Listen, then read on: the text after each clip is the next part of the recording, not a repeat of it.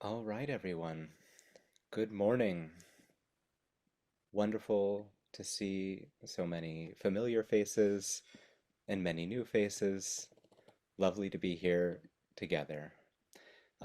It's really a delight to call us to order and thus to convene our gathering of spiritual ecologies, an opportunity for us to think together and to reflect upon the combined, interconnected themes of education, theology, activism, and contemplation, and how these might inform the many faces of contemporary environmental work. This day is also an offering in honor of the memory of Rabbi Ellen Bernstein, my friend and my teacher, and that of so many countless others who passed away suddenly some 2 months ago. The world is still reverberating with that loss, and I know I feel it acutely in my own heart. I don't want to reiterate or rehearse the many wonderful tributes to Ellen's life and work that have been published in the wake of her passing, but a few notes are in order. Um, Ellen was a gifted author, an inspiring educator, and a tireless advocate for infusing the work of ecology with a religious dimension. Though she was hardly a stranger to the environmental sciences, Ellen understood so well that the climate crisis is also a spiritual crisis, one that must be addressed by nurturing and inspiring human responsibility grounded in the appreciation of beauty, interconnection, and intimacy. She was the founder of Shomrei Adamah, Keepers of the Earth, in 1988, generally hailed as the first national Jewish environmental organization.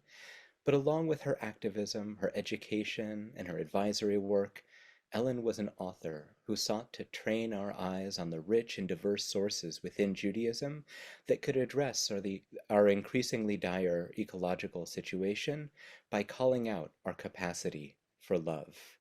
This writing, which she saw as core to her creative work and calling, yielded so many wonderful books. These include Let the Earth Teach You Torah, Ecology and the Jewish Spirit, The Splendor of Creation, The Promise of the Land, and Towards a Holy Ecology, Reading the Song of Songs in the Age of Climate Crisis, Ellen's most recent work. Ellen was a river guide, literally, of course, but she was also someone who guided her students, her friends, and her colleagues along those waters of the religious imagination. I should also note that Ellen was a longtime friend and collaborator with the Institute of Jewish Spirituality and Society, the organization that sponsored the day's events and where I have the honor of serving as the senior scholar in residence.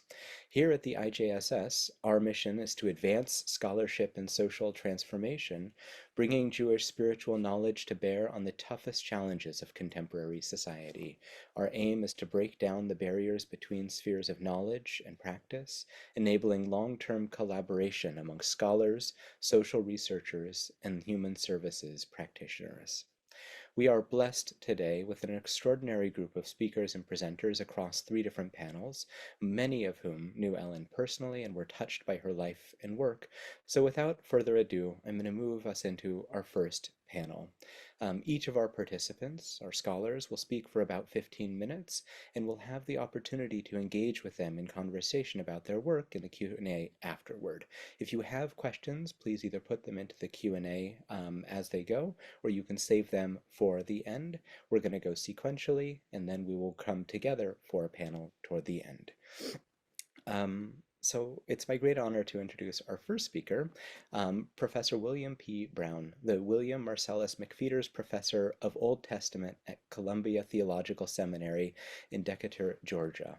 His teaching and writings explore the intersecting issues of creation, theology, ecology, science, and justice from various biblical perspectives. He's the author of Deep Calls to Deep, the Psalms in Dialogue Amid Disruption, A Handbook to Old Testament Exegesis, Wisdom's Wonder, The Seven Pillars of Creation, and Seeing the Psalms, as well as the editor of Engaging Biblical Authority. Bill was a member of the Center of Theological Inquiry at Princeton, where he worked collaboratively with scientists, philosophers, and ethicists, exploring the societal implications of astrobiology. He is currently working on a major commentary on the Psalms for OTL. Bill was a founding member of the Earth Covenant Ministry, an organization of Presbyterian churches in the Atlanta area dedicated to creation care that is now part of the Georgia Interfaith Power and Light. So, without further ado, Bill, I turn the floor over to you, and thank you very much for your time and wisdom. Thank you, Ariel.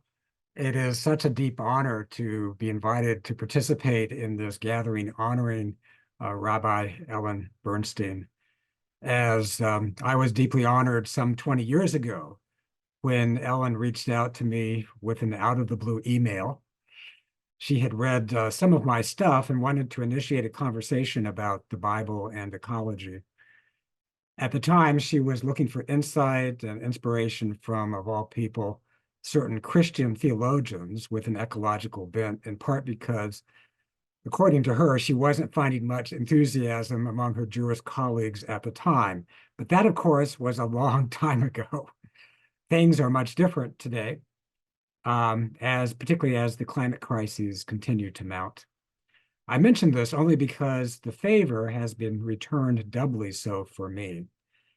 Regardless of what Ellen found useful in my work over the years, I have found in Ellen's work and in conversations with her great insight and inspiration, not only from her compelling words in articles and books, but also from her example, her courage, commitment, passion, creativity, and openness to dialogue, all for the sake of reimagining theology and practice, whether Jewish or Christian, for the sake of creation's flourishing. I have gained immeasurably from Ellen over the years, including her last work, which I want to share my screen with. Here we go.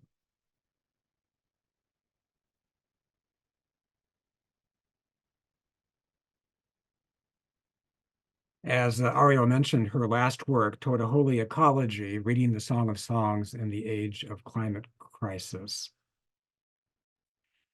I have to credit Ellen for bringing me back to the Song of Songs, a book that I have studiously avoided in preaching and teaching for so many years, probably because it made me blush too much to talk about in the classroom.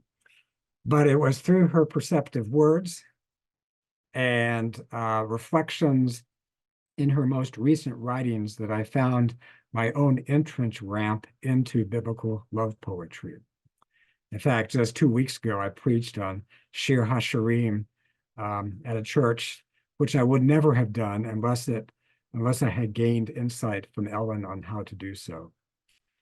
So, as the two lovers in the song gaze longingly at each other in the book, they also look outwardly to regard the world, both wild and cultivated, from the perspective of their bodies, and their bodies from the perspective of the bodies of the world.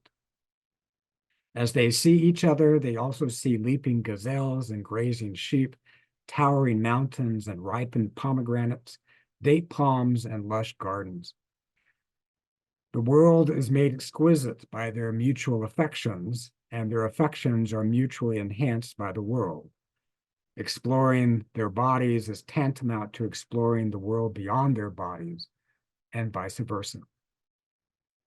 And so, as for the ecologies of the spirit, which is the title of this webinar, I think Rabbi Bernstein would remind us that it is the spirit embodied that speaks to us and moves us today, as the spirit did in biblical times and biblical tradition. In the spirit, bodies matter, human and non-human. Now, Ellen raised my awareness of embodiment in the Song of Songs by observing how the natural environment is brought into the arena of human love. The land serves much more than a backdrop for the couple's verbal lovemaking. Land, plants, and animals are foregrounded such that the lovers become identified with them. The woman is a garden, the man is a gazelle. The song's geography, as Ellen points out, stretches in all directions. North towards Lebanon, south to Ein Gedi, east to Heshbon, and west to Mount Carmel. Throughout the song, no less than 34 landscapes are named. The lovers are the land, Ellen says, and their desire for consummation is shaped by their communion with the land and the life it supports. The human body finds its beauty in communion with creation, not apart from it. And so let no one rent asunder what God hath joined together, humanity and the rest of creation. The integrity of the land reflects how we treat our bodies, and how we treat our bodies reflects how we treat the land. That is, either with respect and love or with abuse and exploitation. We do not exist apart from creation, the Song of Songs tells us, but as integral parts of the web of life. And we should act accordingly, according to the interdependence of all life. How would we treat God's creation differently if we considered creation not as a warehouse of resources for our consumption, but as a source of wonder and love, a sensuous source of joy?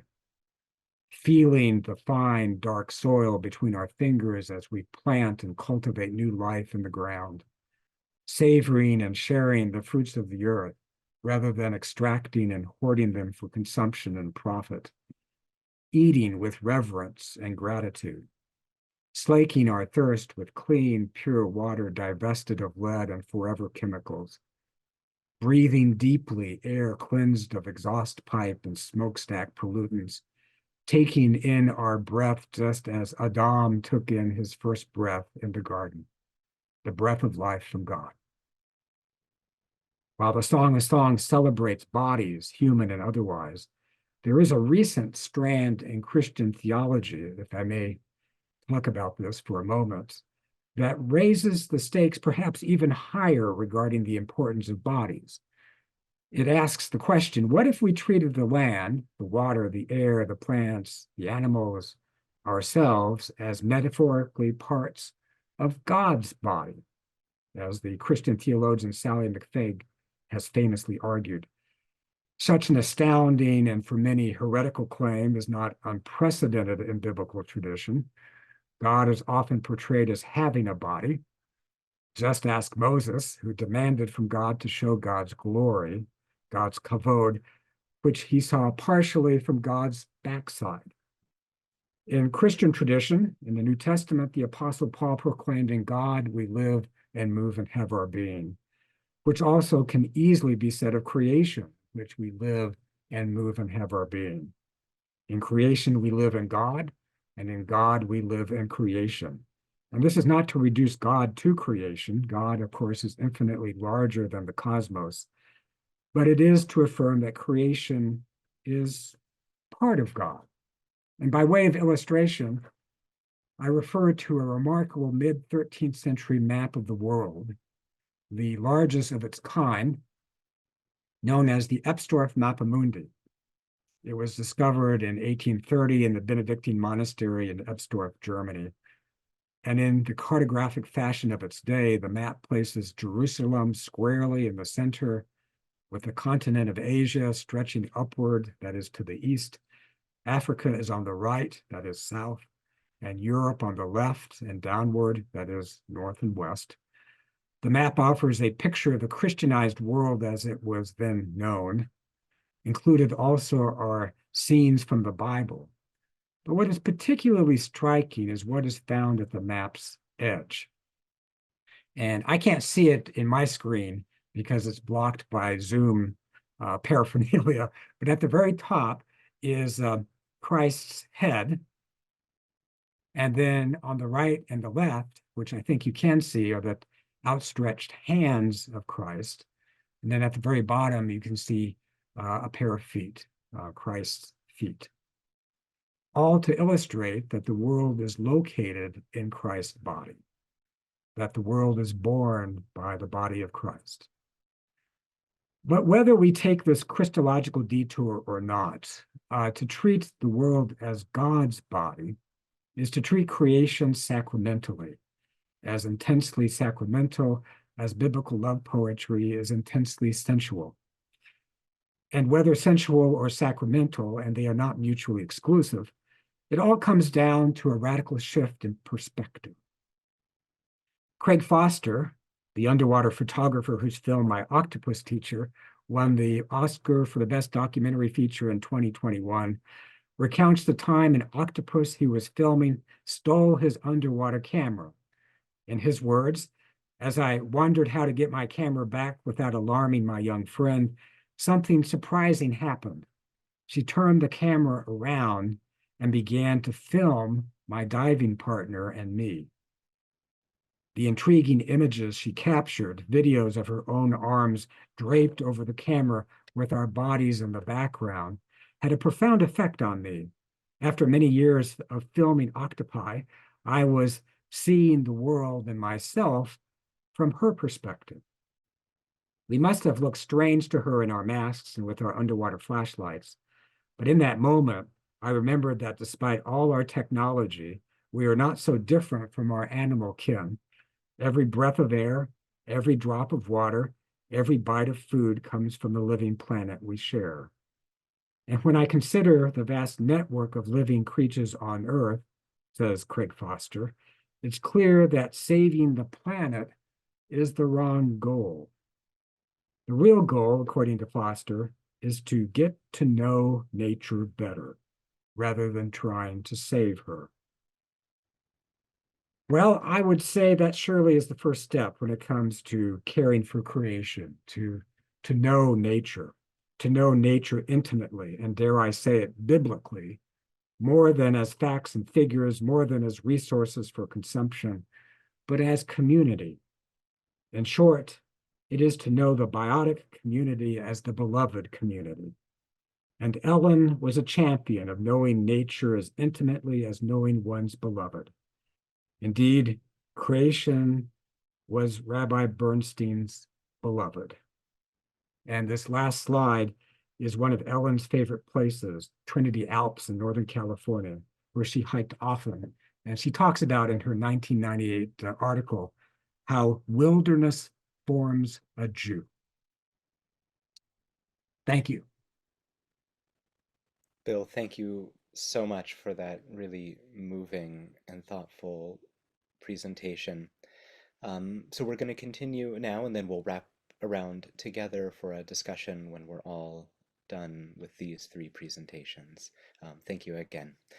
Our next speaker, it's my great honor to introduce Sandra Lubarsky, who serves as the president of Flagstaff College, a communiversity offering education for community in Flagstaff, Arizona.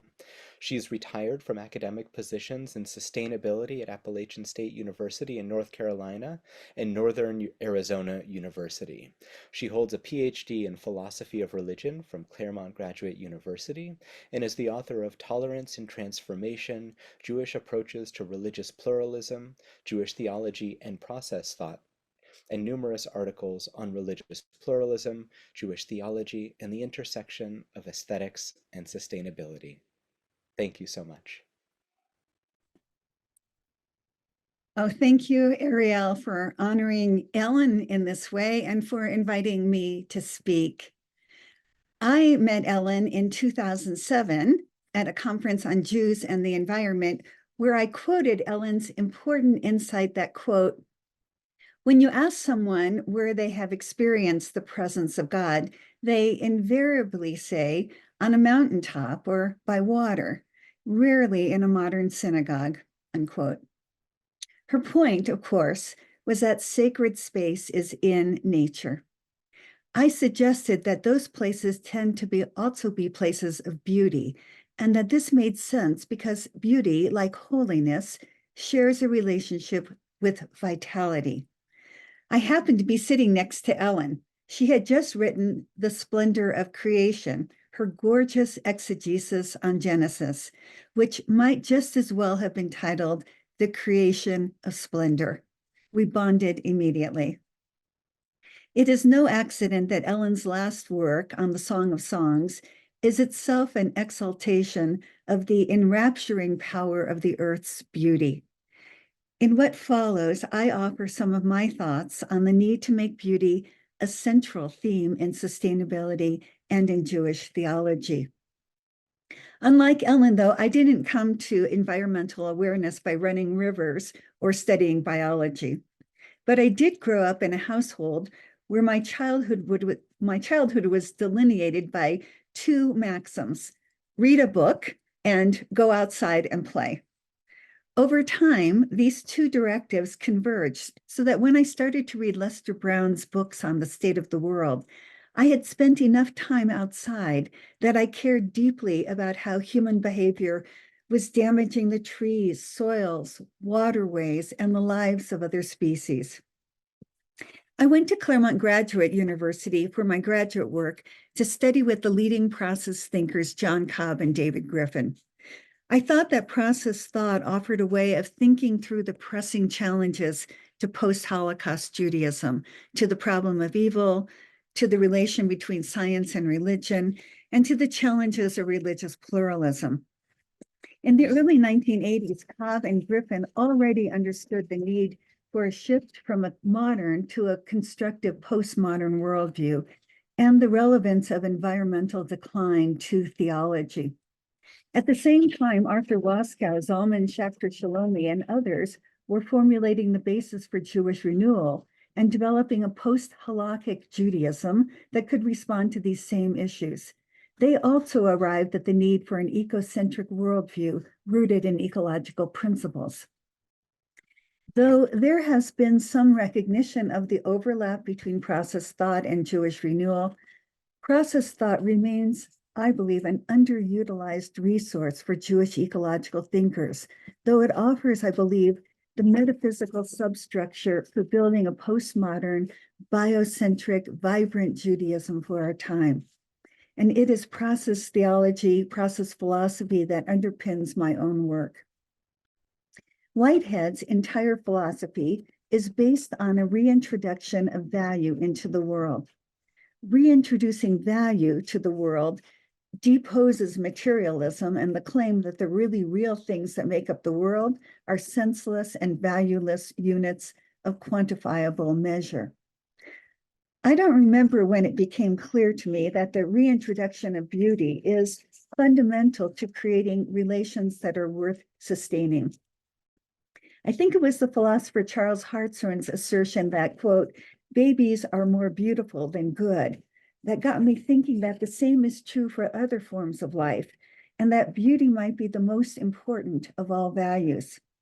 The two babies I have known most intimately, my two sons, could lay no claim to being upright or accountable for their actions. Their immediate importance was their beauty, the inherent radiance of their being. To describe their innate value in terms of goodness as having to do with the ethical good seemed like a mistake of categories. And this seems as true for trees and birds and the whole of the natural world as for human babies. I became convinced that beauty is the more inclusive values category and the more baby. Now, by beauty, I mean patterns of relations that engender life. Life is an amazing consequence of generative patterns and relations. We identify and experience these life-affirming patterns as beautiful. Springtime's lavish display of new life and the patterns and relations that sustain such abundance, all the buds and blossoms and babies of so many species, provide incontestable evidence of the affiliation of life and beauty. Beauty is the consequence, then, of world-supporting structures and processes that sustain and foster the remarkable creativity of life in relationship with life. The traditionally acknowledged elements of beauty, proportion, symmetry, harmony, contrast, unity of the whole, they are the recurrent relations that intensify beauty's presence. But on their own, or even altogether, they cannot generate beauty any more than the orthodoxies of religion can engender spiritual transcendence.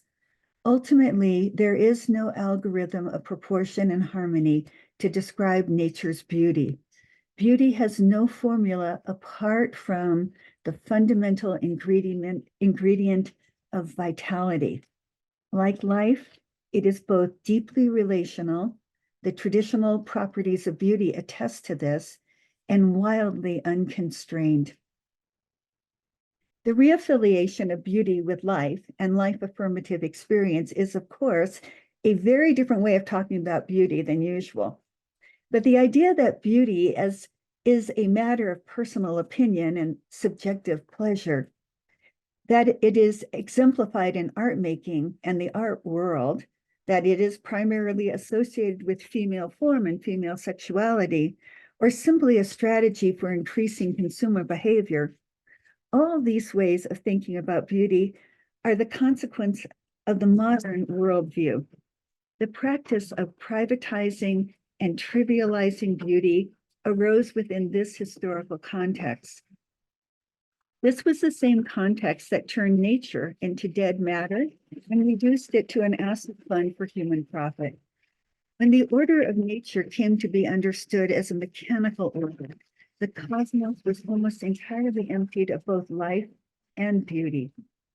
If we continue the practice of privatizing beauty as only in the eye of the beholder and trivializing it simply as that which gives me pleasure, we empty the world of its value, the value it has generated by mutually supportive relationships of life to life. As long as the world's beauty could be taken for granted, it wasn't necessary to pay attention to its importance. Just as Ellen assumed that because ancient Israelites were immersed in nature, they had no need to treat it as a topic of direct concern, I believe that the world's beauty was also an expected feature in their lives. But now, as the world's beauty slips away along with the forests and coral reefs, fresh water and topsoils, frogs and orchids, birds and fish, we need to be consciously aware of the beauty that exists, the beauty we have lost, and the beauty we are losing. Beauty is very much a casualty of ecosystem destruction. And yet, beauty remains an unspoken and thus unattended aspect of Jewish theology, even as Jewish thinkers have embraced the need to lift up and expand environmental awareness, eco-spirituality, and as David Seidenberg, who will speak next, so wisely argues, the centrality of chiyut, of vitality. For example, although I deeply appreciate the efforts of Rabbis Cardin and Reisner and their development and advocacy of the commandment of Yishuv HaOlam, which they identify as the, quote, Jewish imperative of maintaining a livable, thriving, and flourishing world, what strikes me is the absence of the word beauty. But without it, flourish and thrive can too easily remain entangled in assumptions of growth, expansion, and prosperity that presume a utilitarian relationship with non-human life. I know that Cardin and Reisner also celebrate the, quote, majesty of creation, and that the beauty of the world, and the beauty of the world, because I've talked with them about the inadequacy of emphasizing habitability. But as long as Yishuv HaOlam emphasizes endurance, we run the risk of reducing sustainability to survivability. But when we talk about sustainability, we envision something more than the effort to ensure the continuation of human civilization as we know it, or the ability to survive physically a climate apocalypse or any number of other disaster scenarios. Sustainability, though, points to a vision of something not yet and better. As British environmental writer George Monbiot said, we need a vision that, quote, proposes a better world rather than, if we work really hard for it, just a slightly less shitty one than there would otherwise have been, unquote. Visions and hopes are fueled by values, by what we judge to be important and hold to be of worth.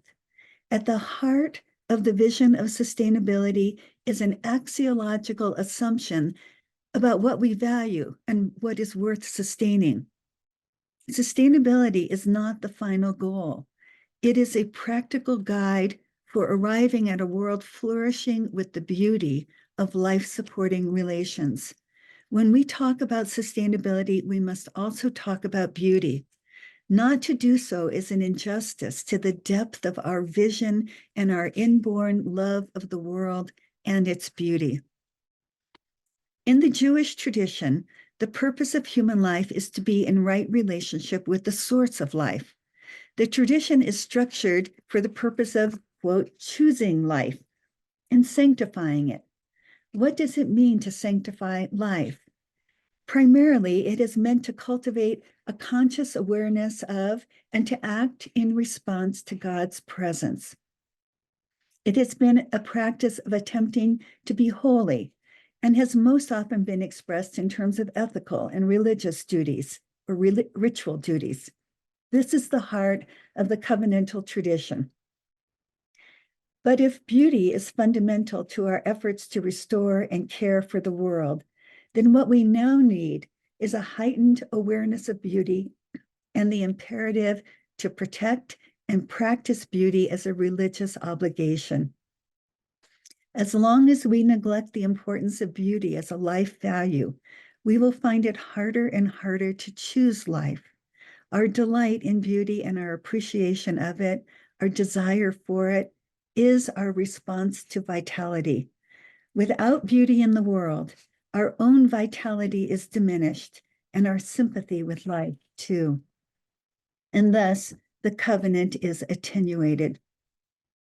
Abraham Joshua Heschel, probably more than any other contemporary Jewish theologian, developed a theology that was based on delight in the created world.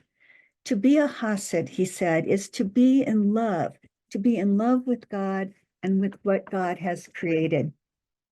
And he wrote that love is, quote, the result of perceptions of beauty, of moments of appreciation.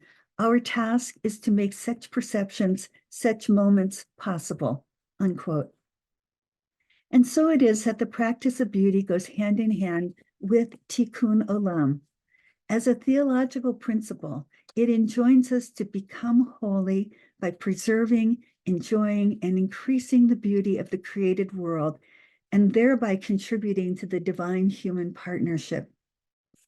Because beauty is ingredient to a sustainable worldview, it must also become ingredient to the forms of eco-Judaism that we are in the midst of creating. When beauty is placed in relation to life, and life is understood as productive of beauty, then the practice of beauty becomes a practice of coordinating life to life in ways that intensify, expand, and generate life. Once we associate beauty with aliveness and with the events and processes that stir our own sense of aliveness and connect us to life, we pay attention to the patterns that reduce or invigorate this experience. We reorient ourselves to the world, becoming sensitive to the patterns that sustain life, and then cultivating the art of living in ways that enhance life. That was Ellen's goal throughout her life.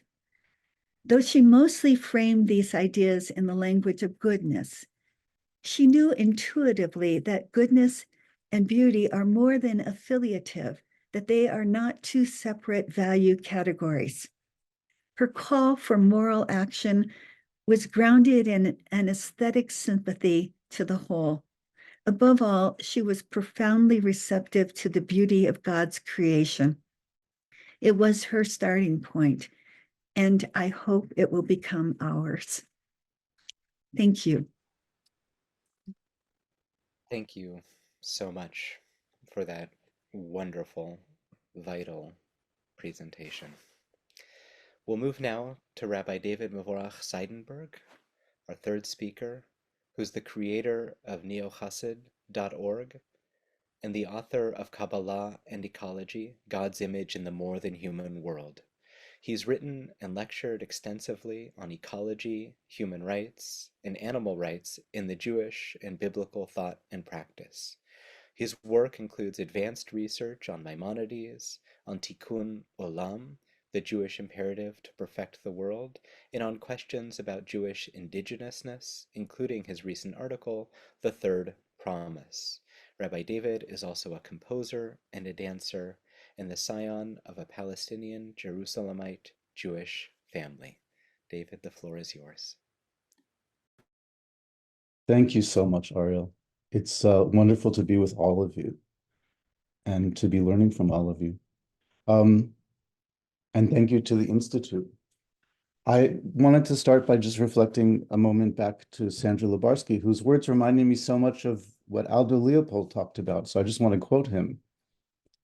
He wrote, "A thing is right when it tends to preserve the integrity, stability, and beauty of the biotic community. It is wrong when it tends otherwise."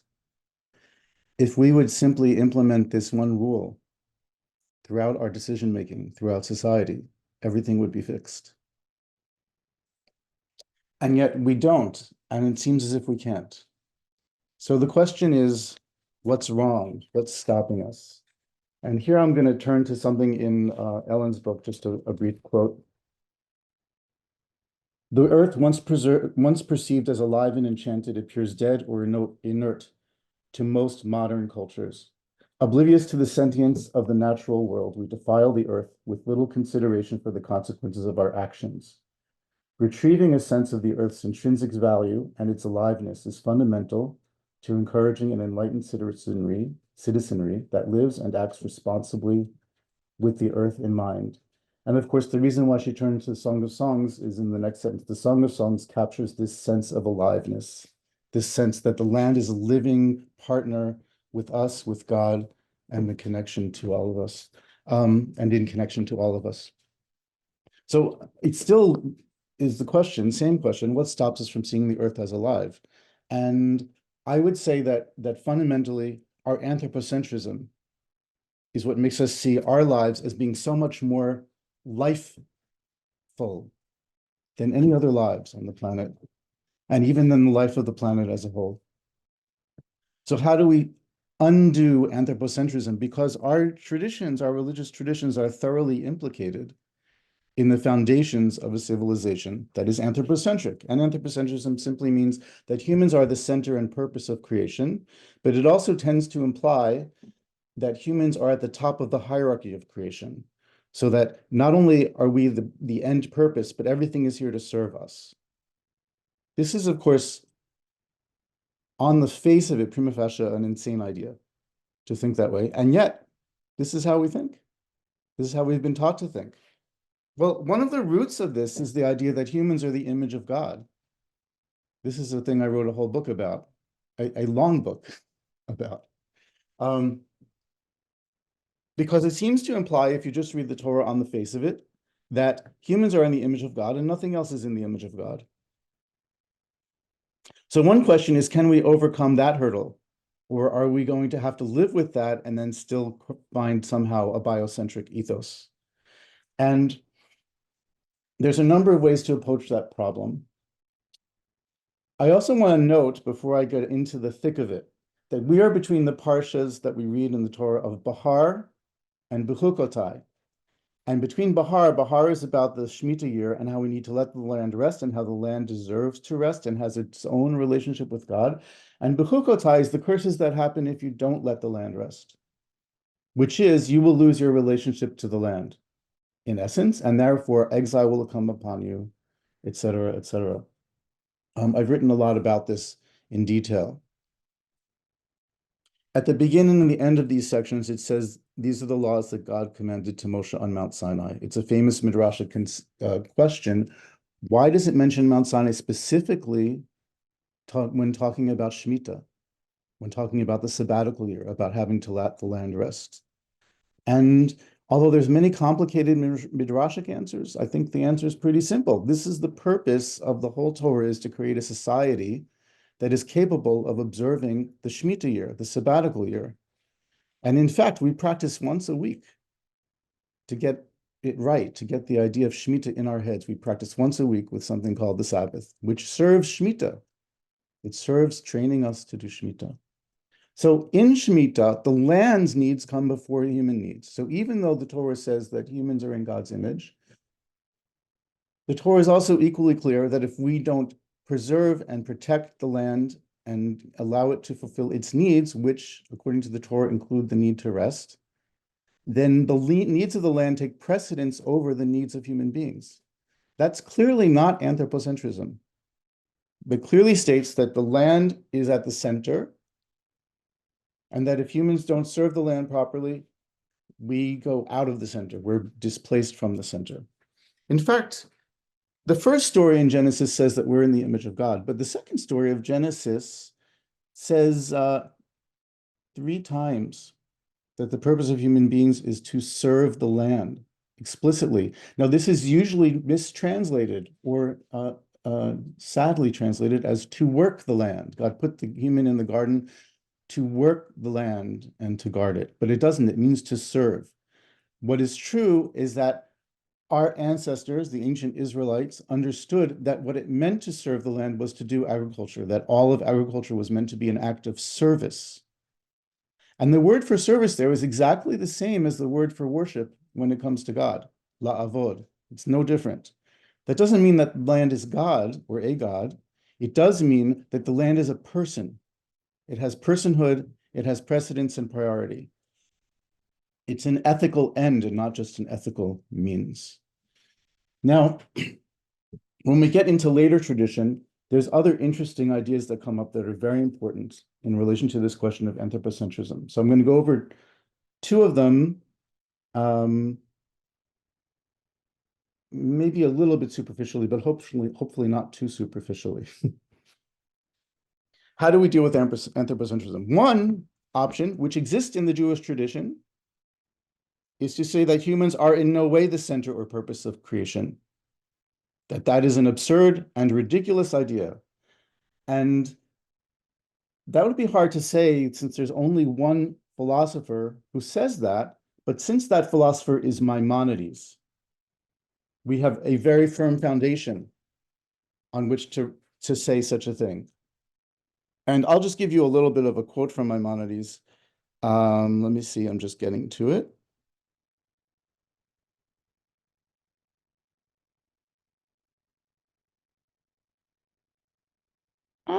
I lost my place. Oh, here it is. Got it.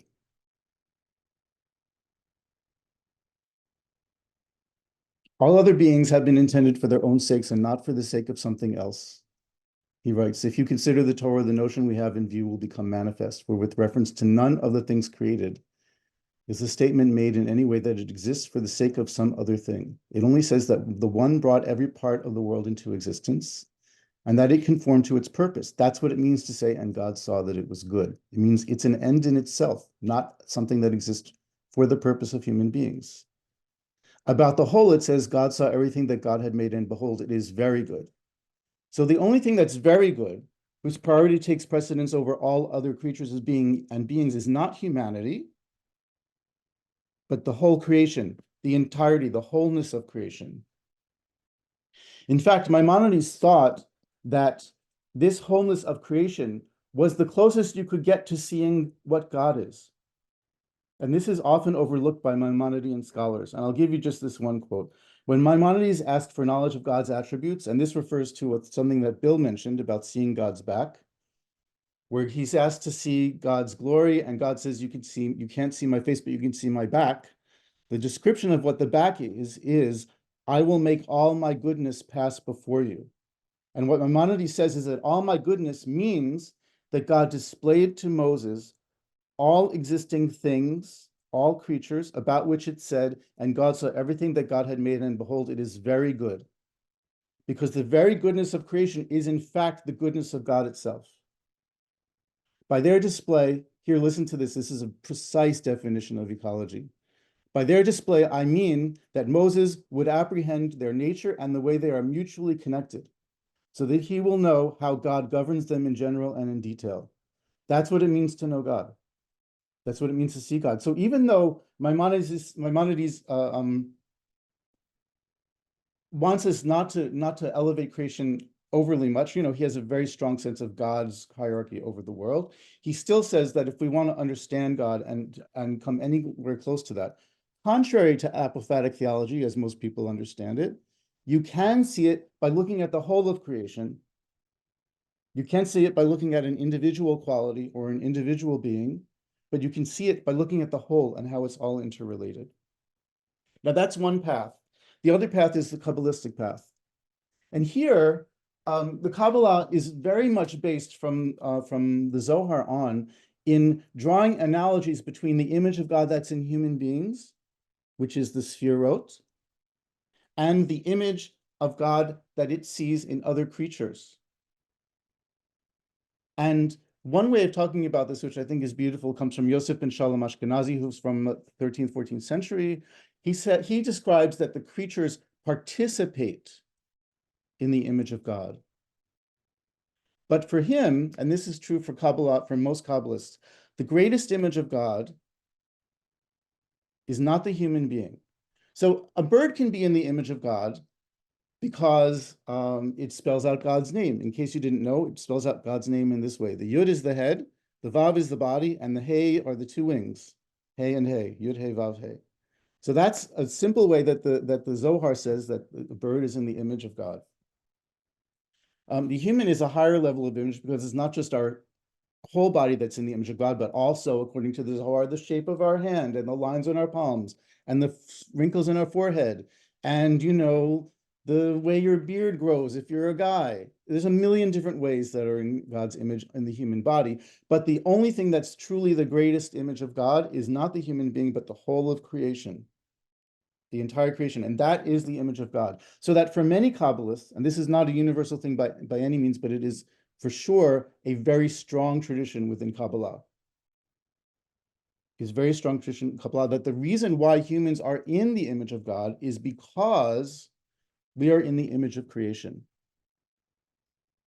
And I'm just going to give you a quote from Yosef Ashkenazi, which is quite remarkable. Maybe I'll give you two quotes because he's worth two quotes. He really is. He's the one who says most clearly and for the first time with absolute clarity that the world, the universe, is the image of God and that humans are the image of the image. So here's something he says. This is the principle. I'll give you two quotes. This is the principle. All beings which derive from the 10 Sefirot, which means all creation, because everything is derived from the 10 Sefirot, that is the tree of life in Kabbalah, which is also the image of God. All of them are constructed through the combining of letters, whether silent, growing, moving, or speaking. This covers all of creation, according to Kabbalistic ways of dividing life, because it means silent means rock, plant is growing, moving is animal, and speaking is human. So silent, growing, moving, or speaking. Every one of them is in the structure of God's seal, meaning in the structure of God's image. Now here's this other quote, which I think is just so exciting. And this comes from his commentary on Sefer Yetzirah. He says, to understand what it means to say, let us make an Adam, a human, in our image as our likeness. Understand that it says, the heavens rejoice and the earth sings out. Yismechu shamayim v'tagel haaretz. He says the first letters of those words, Yismechu hashamayim v'tagel haaretz, spell out Yud He Vav He, God. And the last letters, you have to read them backwards, spell out, listen to this, haaretz tzadi, tagel lamed, hashamayim mem, Yismechu Vav, which spells out Salmo, which means God's image. The Yud He Vav He is the creation, which is the image of God. And this is what it meant when the rabbis said in the Midrash that God only has a full name when there is a full world. So one of the questions the Midrash asks is, why is it that in the first chapter of Genesis, God is called Elohim, but in the second chapters and further on, God is called Adonai Elohim? And the answer is, until there was a creation to be a God in relationship to, God couldn't be Yud He Vav He. God couldn't be what the fullness of God is, which is, of course, relational and process-oriented. I think this is very important to weave in terms of what Sandra was saying. So that when the creation comes into existence, then God is Yud He Vav He, because creation itself brings into being, as it were, the Yud He Vav He, through God's process, through God's relationality. Okay. Here's a question I have for you that's worth thinking about. if we extend the image of God to the rest of creation, does that create the possibility of ethical lapses? That is, we say, well, a cow's in the image of God, and a human's in the image of God, so I have to choose between killing a cow, 10 cows and one human. I'll kill a human instead of 10 cows. This is a possible crazy idea to think, right? If you wanted to be very, very literalistic about it.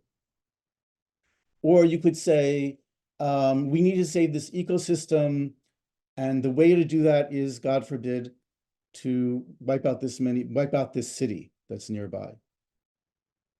There are certain radical kind of ecologies coming in the deep ecology movement that might actually think in that direction. That really the goal is to get rid of 90% of the human population, and that's the way to solve the ecological crisis. So I'm just going to read a quote from my book, which I hope is valuable. So if we think that creation is God's image and that everything is potentially at least participating in God's image, to use Yosef ben Shalom Ashkenazi's language, and here's the quote: "To think this way means to undo centuries of hierarchical thinking that have put human beings on a pedestal. But could expanding God's image to the more than human world, as Kabbalah hints at, and removing humanity from its pedestal have the unintended effect of trivializing human life? If we do so consciously, I think not. When we come to expand Tselem's reach, Tselem means image, its original meaning is also intensified. In the language of the Talmud, Ba'al lamed v'nimsa limed. Imagine or remember the awe you feel at standing at the edge of the Grand Canyon, or descending into a forest, or witnessing an extraordinary storm or sunset. What would it be like to look at another person and feel that kind of awe? Imagine regarding a bus driver or a stranger who sits down beside you, or even an enemy, with those eyes. Imagine or remember what it is like to see a lover or a child with those eyes. When we allow our innermost world to be penetrated by the world that is more than human, there is a mutual strengthening, as when mycelial hyphae interpenetrate the cells of a plant's roots, conveying nourishment to the plant and sucking nourishment from it. The more than human and the simply human can reflect and resound in each other's chambers, spiraling inward and upward to the profoundest affirmation of life." And that is what it is about: choosing life, affirming life, and letting there be abundant life for all. Thank you. Thank you so much, David. Um, Together in these presentations, in these remarks, I think we've received a theological and a philosophical call to move beyond human separateness, to unbind ourselves from the impulse toward extractivism, instrumentalization, commodification. We've seen a picture of the world, literally a map, that is filled with aliveness, with affirmation and vitality, inter-inclusion, of a world that, to use the word of Deborah Bird Rose, shimmers rather than being inert. We've seen a portrait of the spirit, of divinity that's embodied rather than abstracted, of a quality of beauty that's in the eye of the beholder, but really in the sense of our involvement and our entanglement in these unfolding projects or process of creation. And we've received a call of how to reimagine, or perhaps better, re-image our place in the world and our moral and spiritual obligations therein. In the next 30 minutes or so, we have time to engage in conversation with one another. At this point, I invite all of our attendees, our participants, our co-creators in this event, to send in questions via the Q&A function that should be live, and we will be able to read those. I'll be happy to help moderate this discussion. And perhaps just as a way of us getting started, I have a question for now and a question for the end. I'd like to ask each of you to reflect a little bit on why you turn to religious sources in this ecological work. Why not just turn to Aldo Leopold? Why not just turn to the great ecological thinkers? What is it that religion gives you in addition to these ideas? toward this work.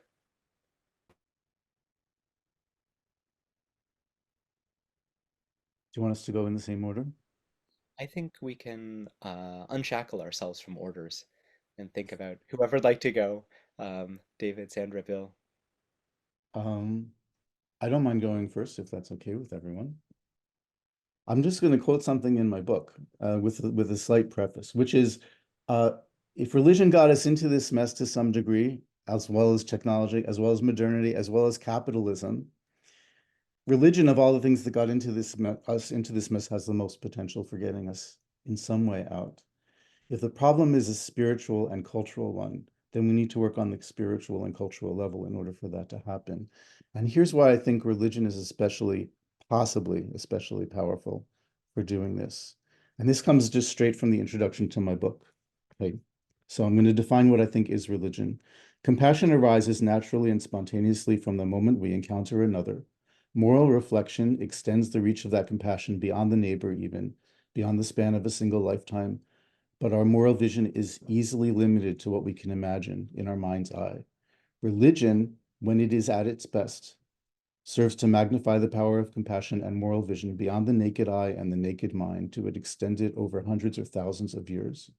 Religion must teach us how to act to preserve life far beyond the horizon of what any of us can calculate or plan for, not just for one lifetime or generation, but the proverbial 7 generations, that is, as long as any civilization will last. And that, I believe, is what it means when the Torah says, choose life so that you and your seed will live. And any other kind of religion needs to be shuffled off in order to focus on what the real purpose is.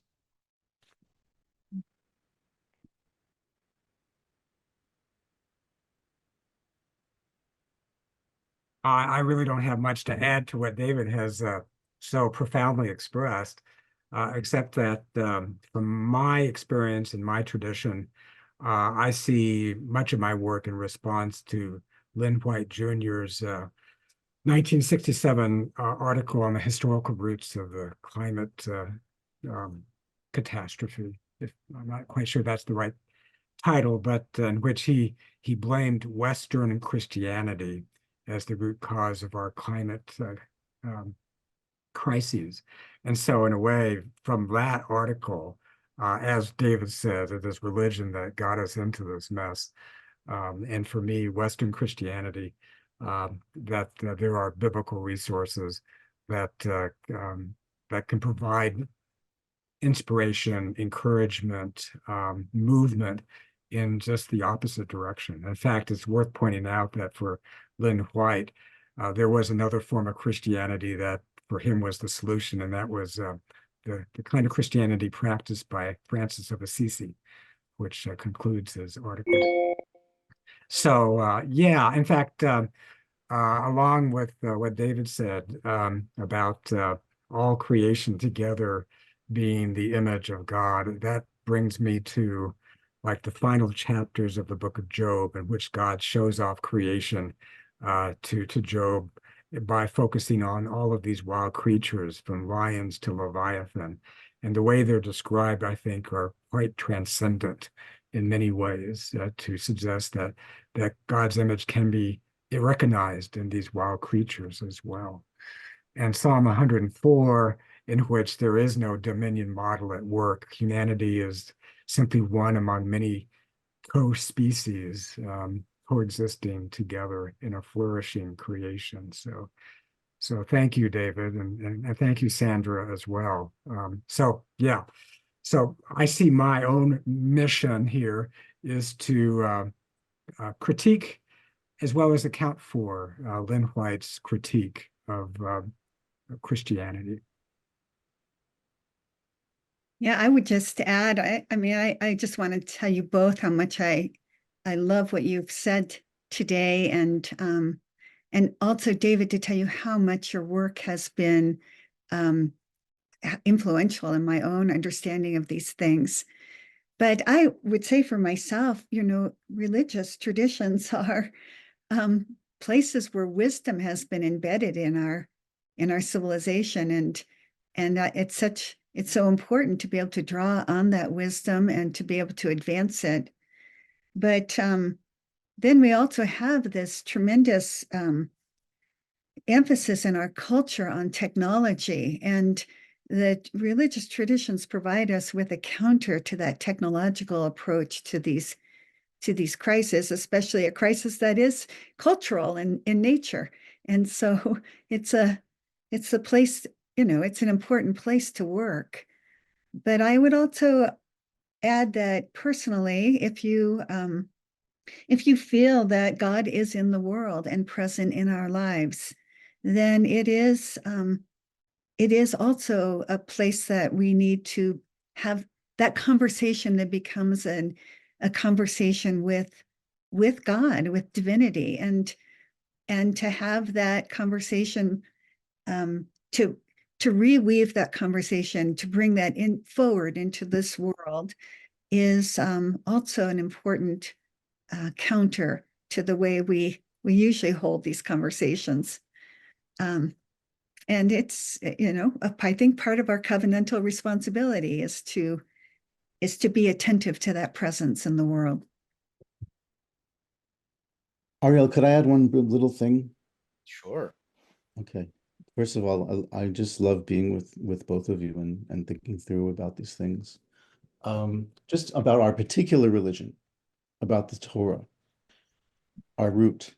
I believe that the Torah is a response from a civilization that understood that it was possible for there to be an ecological collapse, that Sumer had collapsed ecologically, that they wanted to be in a reality that was the opposite of Sumer and the opposite of Egypt, not a river agriculture, but a mountain agriculture, because you could not control what happened to the land because you did not have control over rainfall the way that in both of those other civilizations you had control over the river water.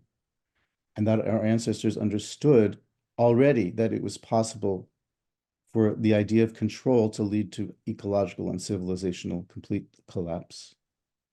And so that wisdom is already built in to some of the very foundational elements of the Torah, like the Shemitah, as I was expressing before. So just exactly as Sandra was saying, we have this wisdom. We've had it for thousands of years and we haven't implemented it. We might as well give it a shot.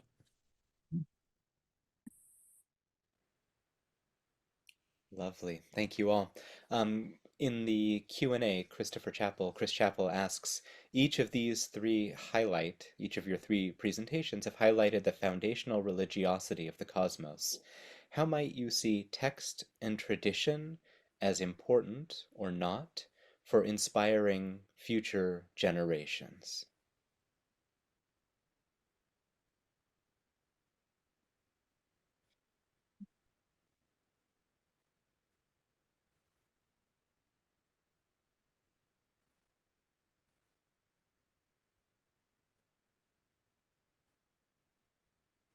I want to defer to both David and Bill, because you really work textually in a way that I don't as much. Yeah, I mean, I again find what both of you have done to be helpful in grounding this more contemporary conversation. But I am deferring to you. I appreciate this, Sandra, but I'm very interested in how we read process theology into the text, if you can give us any enlightenment or just insight on that. Well, I think, we're always guided by some assumptions, metaphysical assumptions.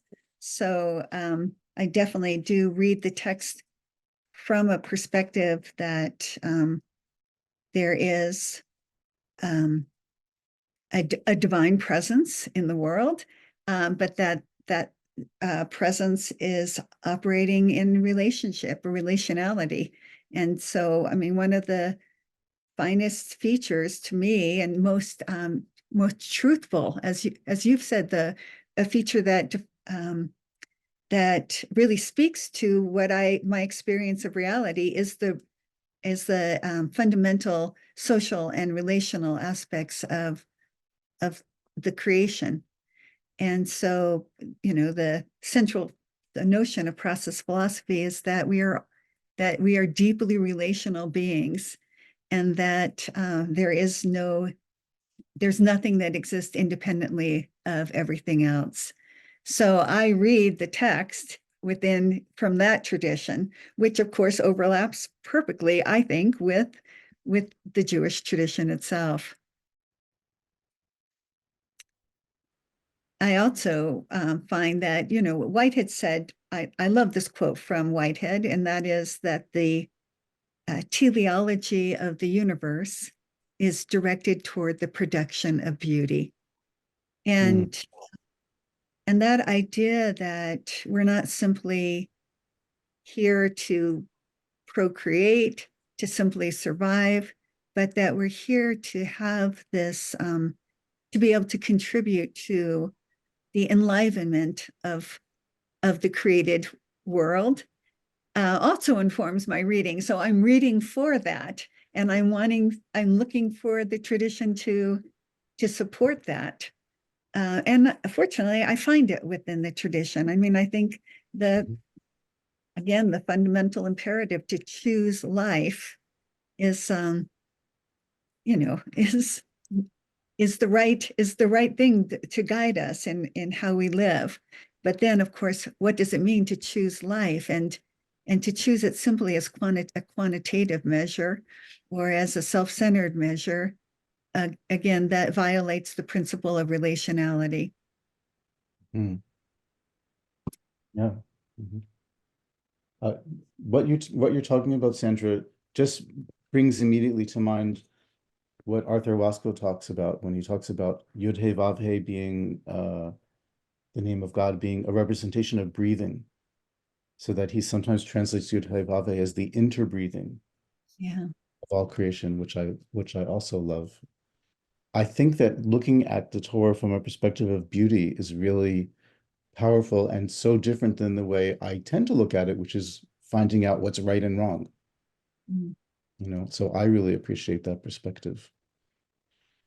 Oh, well, I'm glad, because I think we need to, it does present this alternative work for us to do, doesn't it? And I think it would be, I look for companions in this exploration of beauty, and this looking at, I mean, we've so diminished the value of beauty in the modern world that there's so much work to do, and just simply to understand what it means to approach things from an aesthetic lens.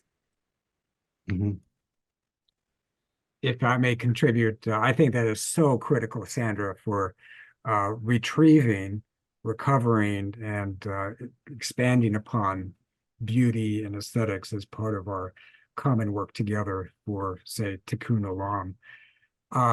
And you mentioned earlier about the teleology part of the work as well. And so in my tradition, I've ventured forth into the last book of the Christian Bible, the book of Revelation, to talk about its own beauty, in that the new creation is a creation of flourishing and vitality, and also as God's home.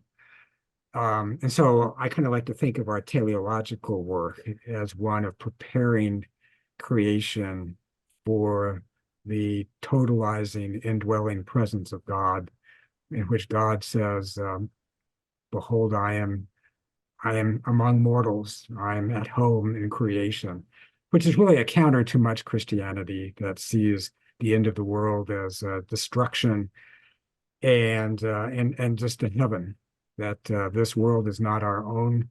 I'm just passing through, to quote a famous gospel tune, that actually creation is God's home. And we see an attenuation of that in the tabernacle in the book of Exodus, or God's indwelling presence with a people.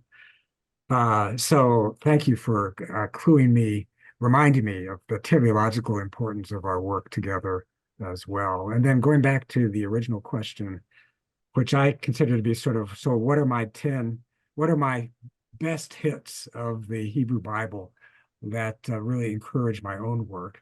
Well, yeah, there is Genesis 1. from the way I look at it, that God works collaboratively with creation, particularly in the creation of life, and commanding the earth to bring forth plant life, commanding the waters to bring forth marine life. So there is sort of a collaborative aspect to God that I see in Genesis 1.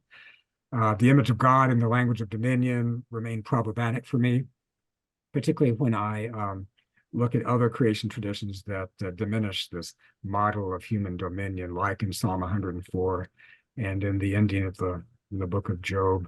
I would also lift up the first chapter of Ecclesiastes, in which the wind and the sun and the waters are identified as sort of cyclical dynamics essential to Earth's flourishing, that Kohelet finds wearying, but we can read now as essential for the vitality of life.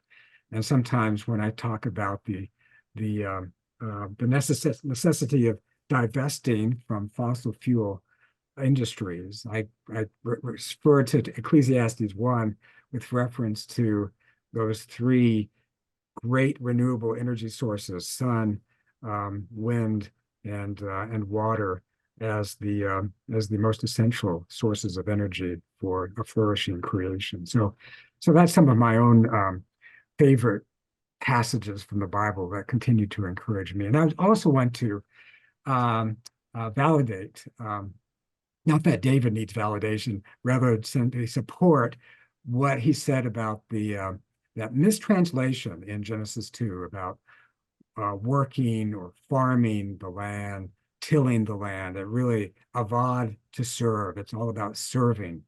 And so I like to contrast humanity created in the image of God in Genesis 1 and humanity created, if you will, in the image of the soil, from the dust of the ground and commissioned to serve the ground, the Adamah. So for me, I think the church has gotten into the problem of overemphasizing Genesis 1 and the image of God and neglecting what transpires with Adam created from the ground. And the animals are created from the ground as well. And of course, the commission to serve.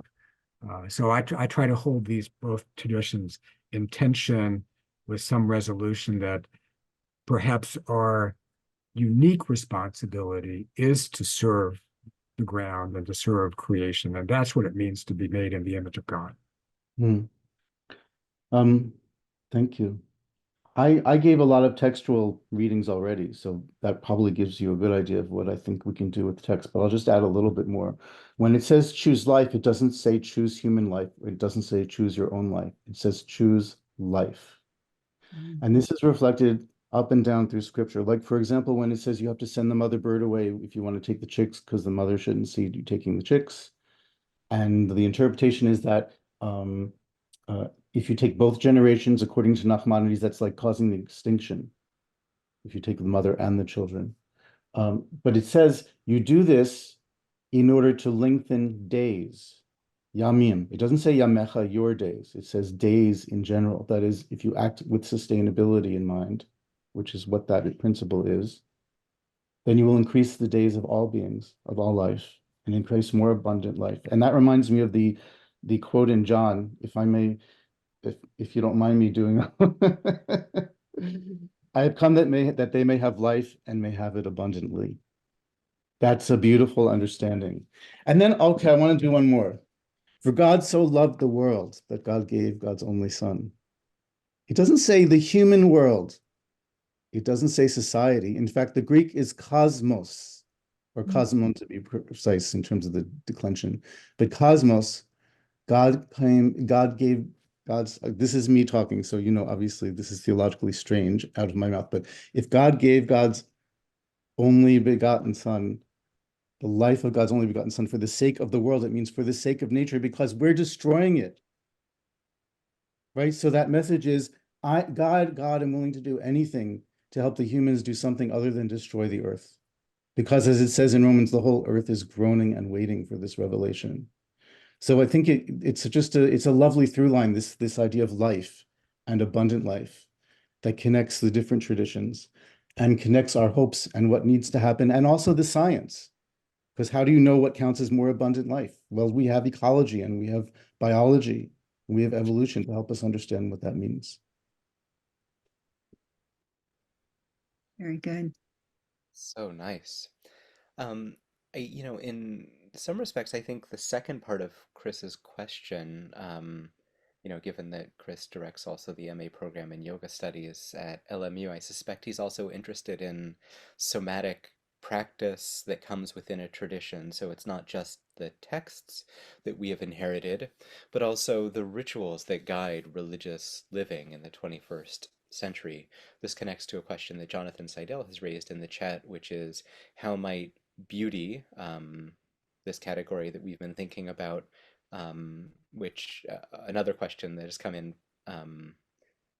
the Q&A suggests that beauty and poetry, the aesthetic dimensions of poetry, may have some interesting overlap.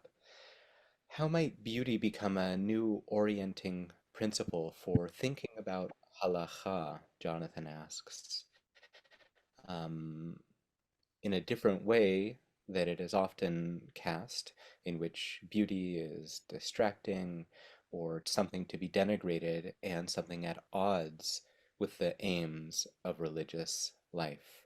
So, in a perhaps less specific sense, what are the obligations that come forth from this theology, and what are the rituals that we might put into play so that these theological visions and axioms are set into the idiom of action? Hmm.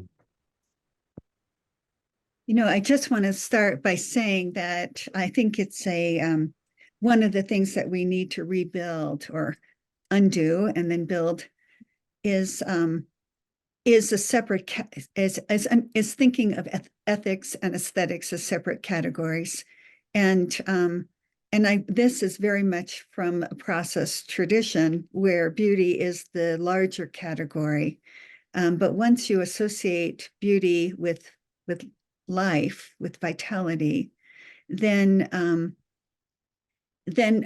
it becomes right, the broader umbrella. But ethics, for example, it seems to me is, I mean, so often we experience something good, a kindness, and we say it was a beautiful act. So there's so much overlap between the way we understand and experience goodness with the way we experience beauty.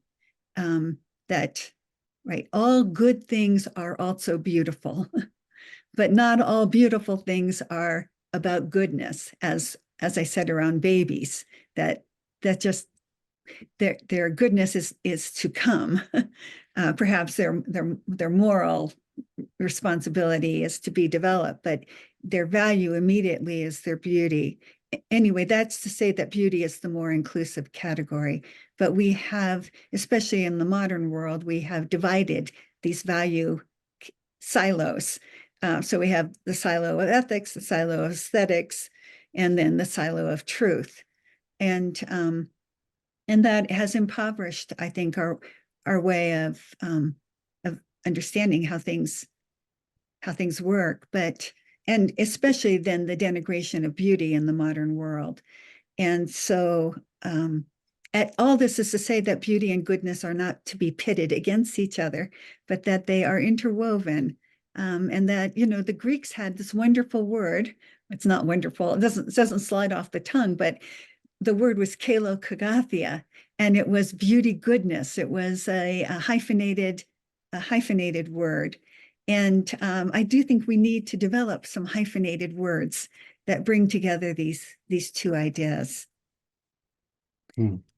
I think in the Jewish tradition, so I've been looking for hooks within Judaism to talk more about beauty, and we have the tradition of Hidur Mitzvah, of making special. And I think it's a tradition that has been right now mostly practiced as a form of the arts of, making the Torah crowns beautiful, of beautifying objects. But in fact, I think Hidur Mitzvah can become part of that imperative around beauty, that it's a place for us to start. But we have to expand the notion of beauty from what we've reduced it to in the modern world is primarily to the arts. We've said that's the category it belongs in. But then, of course, artists have said, don't impose that on us because we want to also speak politically and psychologically. We don't want to be just burdened with the idea of creating beautiful things.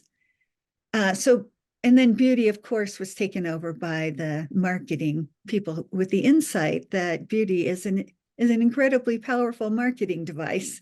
So, so if we can expand the notion of hidur mitzvah beyond the arts and into this more wider theological category, then I think we have the beginning of a place to work on ritual, on the practices of beauty. Should I go next, Bill? Yeah. Thank you, David. I just wanted to add something very brief. In fact, what I wanted to, I was originally planning to cite Ellen's own definition of beauty in her discussion of the Song of Songs. So it might be good just to quote her on this as well, just for the sake of discussion. She says, beauty in the Song of Songs quickens the heart, stirs the imagination, arouses the senses, and inspires praise. And what I appreciate about her definition of beauty is that it doesn't try to arrive at some universal standard of what beauty is, but rather beauty is what beauty does. It's an operative definition governed by the effects of beauty on the beholders of beauty. But I think that ties in well with what Sandra is saying, is that there's something about beauty that enlivens. And so that enlivens the senses, enlivens the imagination, and enlivens our sense of praise. So I just wanted to throw that in, just to piggyback on what Sandra has said. That's good. I'm sorry. Yeah. Oh, I was just going to read. I have a few things to say. Should I wait, Sandra? If I can just quickly add, I think one of the mistakes of modern, again, it's inherited from modernity to a certain extent, is that beauty, we have made beauty, we want to talk about beauty as in terms of objects rather than relationships. And beauty is fundamentally relational. And it is about the mutual adjustment of life to life. And so again, I want to just remind ourselves that we have reduced beauty to the language of object rather than relationship. Mm-hmm. I'm gonna add a quote from Ellen, and then go a little bit further. So on Song of Songs, verse 15, she writes, "The word for beauty, yafa, rarely used in the Bible, occurs repeatedly in the song and is central to its meaning. The lovers continually refer to each other's beauty in terms of the plants and animals with whom they live in intimate relationship. The Raya delights in planning their forest abode. Their leafy nest will feel and smell like the aromatic woods." I'm going to read the next section also. "The Raya sees her lover and herself as the flora of her world. She already likened him to myrrh and henna. Now she is a lily, alluring and sweet smelling. Her satiny petals invite touch and connection." This is all relational, all relational, all of the beauty that is in Song of Songs. There's some other kinds of beauty, like ritual forms can be beautiful in and of themselves. And I want to give an example, which is the lulav and etrog, because the lulav and etrog, and that is the palm branch, the citron, the myrtle, and the willow branches that we shake on Sukkot. They're a shamanistic rain stick, right? So one represents the desert, the palm, one represents the mountains, the myrtle, one represents the rivers, the willows, and the citron represents the places where you do agriculture, sort of flatland, lowland. And they each take the most water that from the previous year. They need the most water of the species in their region. And you take them together to ask for rain. Though that's easily understood with shamanistic logic. and magic. But part of that is creating a symbol that has this relationship with the world, and that relationship of the symbol being encapsulating the whole world has its own unique beauty. This idea of seeing the infinite in the small, of seeing the whole in the part, is another kind of beauty that we haven't specifically pointed out. The other thing I wanted to mention is that art is not the same as beauty. A lot of times the job of art is to confront us with our ugliness. Mhm. It may do it in a beautiful manner, but at the heart of it is an element of ugliness. And I'm thinking of an exhibit I saw recently, a woman who was doing art based about the oppression of women in Iran, in Tehran. And it was videos of her with a mesh over her face, sewing a mask onto her face on the mesh, a mask covering herself. And it had an ugliness as well as a beauty. And that was essential to what she was saying. Um, so we have to make space for ugliness and tragedy also, because beauty can also be found in tragedy. And then beauty can be abused. Like people are writing beautiful poems on both sides of the war between Israel and Gaza that are all about having deepest, deepest compassion for the people in your people, the people on your side. And they stir up deep compassion, but they do it in a way that makes it so much in front of you like this that you can't see compassion for the people who are on the other side. And this, I've been seeing this repeated, how beauty can be used not just to open our hearts, but also to open our hearts just this much and not further.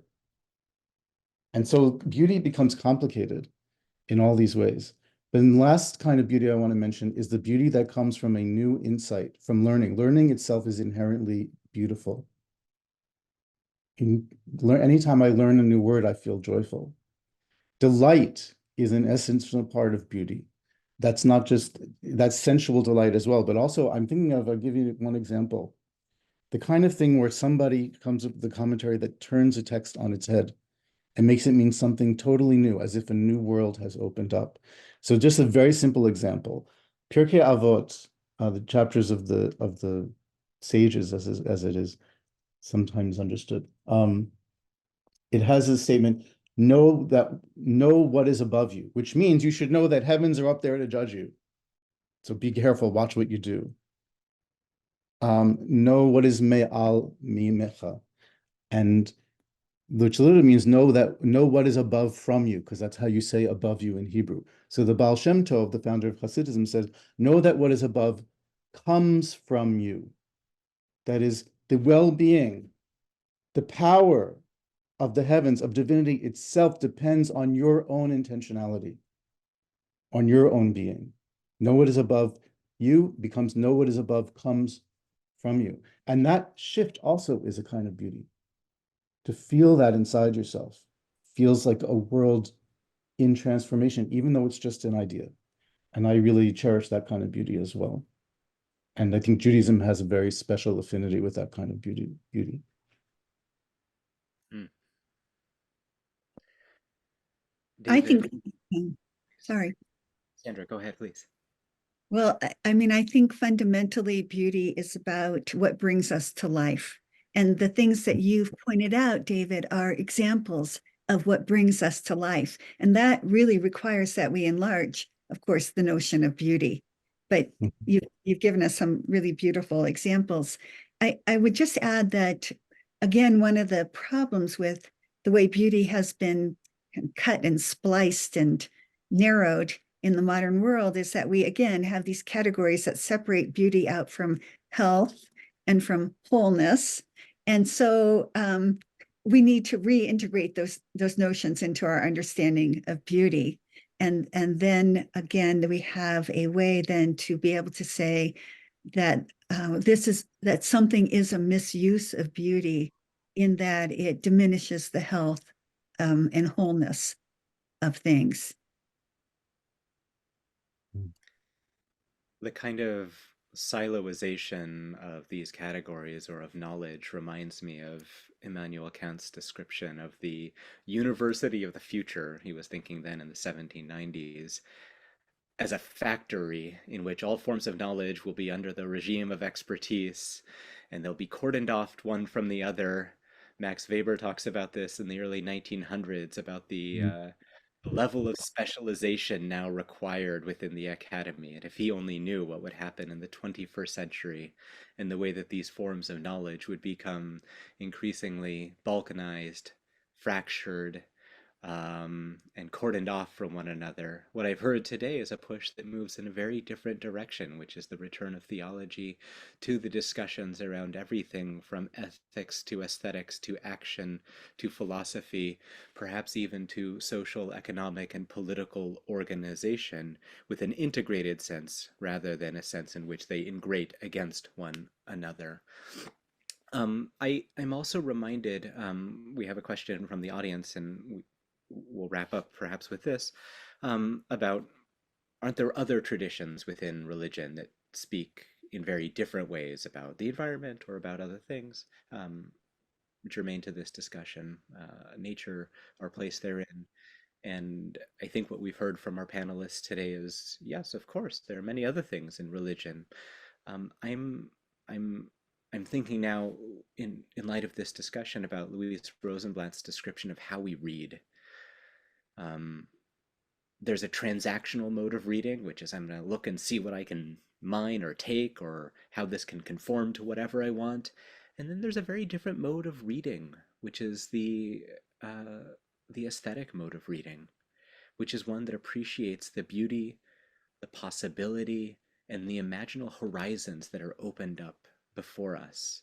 So is this an exclusive reading of a tradition, of Christianity, of Kabbalah, of Judaism?